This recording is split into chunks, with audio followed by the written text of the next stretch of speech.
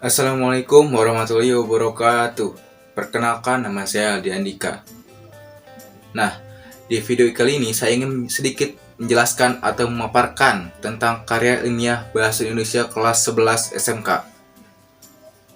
Nah, di karya ilmiah ini ada dua, yaitu non-fiksi bersifat objektif dan faktual. Pengertian karya tulis ilmiah menurut KBBI merupakan karya tulis yang dibuat menggunakan prinsip-prinsip ilmiah dan berdasarkan fakta, observasi, eksperimen, dan kajian pustaka.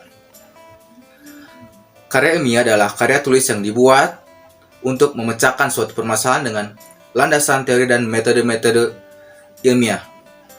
Karya ilmiah dapat ditulis dalam berbagai bentuk penyajian. Setiap bentuk itu berbeda dalam hal kelengkapan strukturnya. Secara umum, bentuk penyajian karya ilmiah terbagi ke dalam 3 jenis, yaitu bentuk penyajian populer, bentuk penyajian demi formal, bentuk penyajian formal.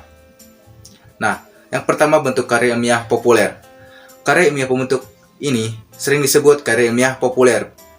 Bentuknya menusaka, bentuk ini bisa diungkapkan dalam bentuk karya ringkas, seragam, bahasanya bersifat santai, populer.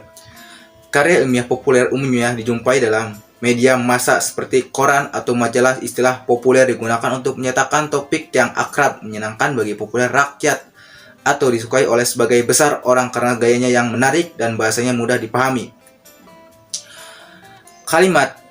Kalimatnya sederhana, lancar namun tidak berupa senda gurau dan tidak pula bersifat fantasi rekaan.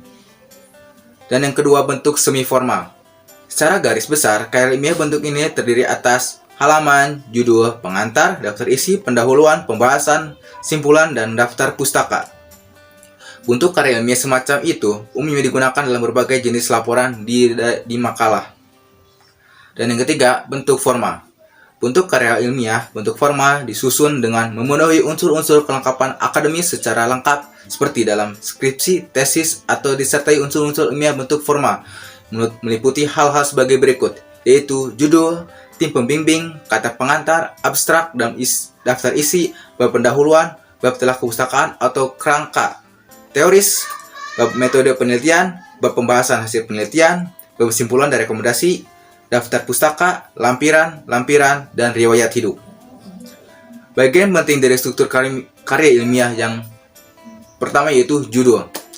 Judul dalam karya ilmiah dirumuskan dalam satu frasa yang jelas dan lengkap. Judul mencerminkan hubungan antara variabel. Istilah hubungan di sini tidak selalu mempunyai makna korelasional, kausalitas, ataupun determinatif. Judul juga mencerminkan dan konsistensi dengan ruang lingkup penelitian, tujuan penelitian, subjek penelitian, dan metode penelitian. Contoh, aktivitas pergaulan dan prestasi belajar siswa. Studi deskripsi tentang kecerdasan emosi dan intelektual siswa SMK Kusuma Bangsa Yestia. Dan bagian penting dalam dari struktur karya ilmiah yang kedua yaitu pendahuluan. Pada karya ilmiah formal, bagian pendahuluan mencakup latar belakang, masalah, tujuan penelitian, dan manfaat atau kegunaan penelitian. Selain itu, dapat perlu dilengkapi dengan definisi operasional dan sistematika penulisan. Dan bagian penting dari struktur karya ilmiah yang ketiga yaitu teori, disebut juga kajian pustaka atau teori landasan. Tercangkup pula dari dalam bagian ini adalah kerangka pemikiran dan hipotesis, kerangka teoritis, dimulai dengan mengidentifikasi dan mengaji berbagai teori yang relevan serta diakhiri dengan pengajuan hipotesis. Di samping itu, dalam kerangka teoris perlu dilakukan pengkajian terhadap penelitian yang telah dilakukan para penulis terdahulu. Bagian penting dari struktur karya ilmiah yang keempat yaitu metode penelitian.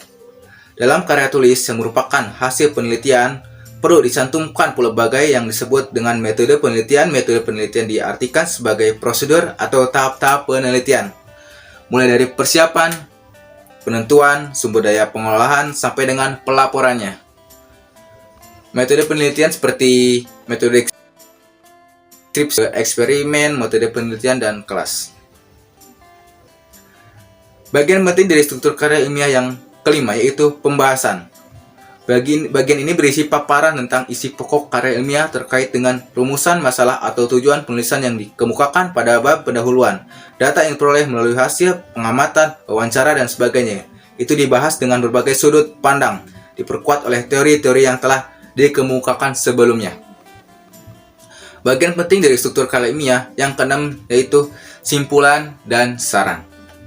Simpulan merupakan pemaknaan kembali atau sebagai sintesis dari keseluruhan unsur penulisan karya ilmiah. Simpulan merupakan bagian dari simpulan masalah, pendahuluan, kerangka teoretis yang tercakup di dalamnya, hipotesis, metodologi, penelitian, dan temuan penelitian. Dan bagian penting dari struktur yang ketujuh yaitu daftar pustaka.